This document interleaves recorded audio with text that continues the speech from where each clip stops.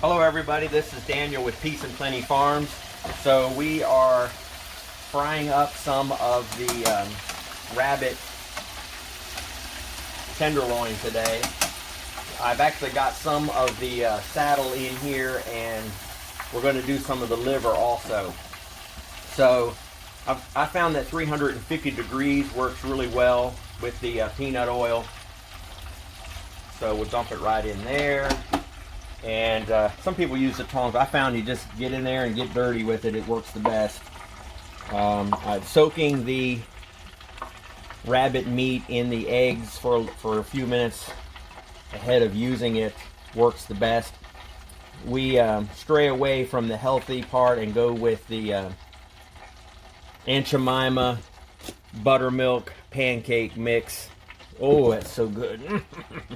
So I just take each piece, make sure that they're coated. Each piece is coated, and do a layer across the bottom of here. Try not to stack them. You don't want them to stick together. And you definitely want to shake them and turn them as they're cooking in the peanut oil, because they'll stick together and get a sticky, mushy spot if you don't turn them as they're cooking, at least once or twice during the cooking time. These tenderloin are very tricky to cut off of the backbone of the rabbit. I'll actually have to do a separate video on cutting the backbone, the tenderloin off the backbone, because it is a little bit more difficult than usual. Okay, so we're going to put these in here and let those soak for just a minute. And I want to show you the tenderloin over here. So this is the piece of tenderloin right here that we got off of the rabbit. And we'll just pretend like we're looking at the backbone right here. And the trick is to scrape the meat off of the ribs. And then when you can see the ribs, cut along the inside of the ribs, separating the loin from the ribs. And then you can pull it out and you can cut it off of the backbone like that. So then I put it in the refrigerator for 3 days if it's a small bag, and if it's the whole rabbit, it's up to 5 days in the refrigerator, and then it needs to go to the freezer if you're not ready to use it. Now when I cut it, I'll cut down, and when I hit that tendon right there, it'll scrape off of the meat will scrape off of that tendon. And if you cook that, throw that in a thing of water, it will be more beneficial for the chickens when they eat it. Sometimes we just give it straight to them. But that's a nice looking piece of meat right there. Let me cut it on this side so you can see how it looks. It's just an incredible piece of meat right there. Scrape off that, I'm right-handed, so I got to flip it around. But yeah, just when you get down to that tendon, then you scrape it off. Scrape the meat off like that. Scrape it off, and sometimes if I'm desperate enough, I'll even cook that. I love it so much. But some of this is the saddle also, and it'll have a little bit more tendon in it. This is the upper, near the neck part of the tenderloin, this piece right here. I may have already cut all the saddle up. Yeah, this is a smaller piece of the up near the neck area. The tenderloin is a little bit thinner, a little bit smaller here. When you get onto the further back, the meat gets a little bit thicker.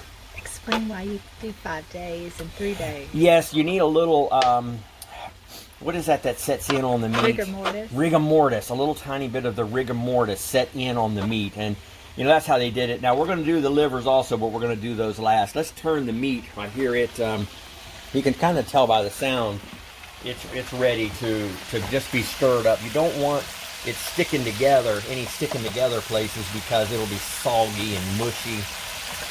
And we want to be sure and turn it a little tiny bit. See, there's one right there. See how it's white? Yeah. So you want to try to separate those pieces so it'll cook evenly all the way through. Make sure there's no big clumps in there. I'm about a second late on turning this. Should have been turned just a little bit earlier. It will only take a second for that to get going. So here it is, all fried up, and it's cooling down. We really like it with a little bit of Chick-fil-A sauce. You can buy the Chick-fil-A sauce in a tub, and that's our favorite. Well, thank you so much for watching, and remember, it's about the harvest. Thank you, everybody. Come grow with us. Have a good day. Okay, I wanted to be sure and tell you about the Tony's Creole seasoning. That's what we use with the Aunt Jemima buttermilk biscuit pancake mix. That is in this pan right here.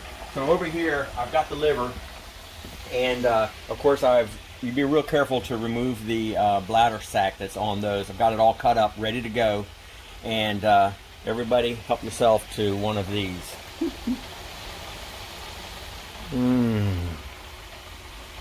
Oh, I better stir something.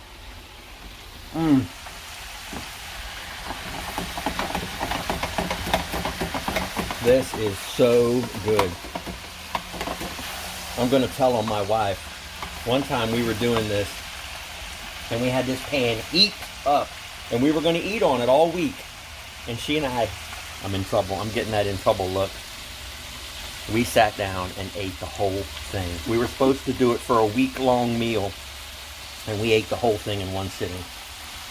We were so bad. We didn't care.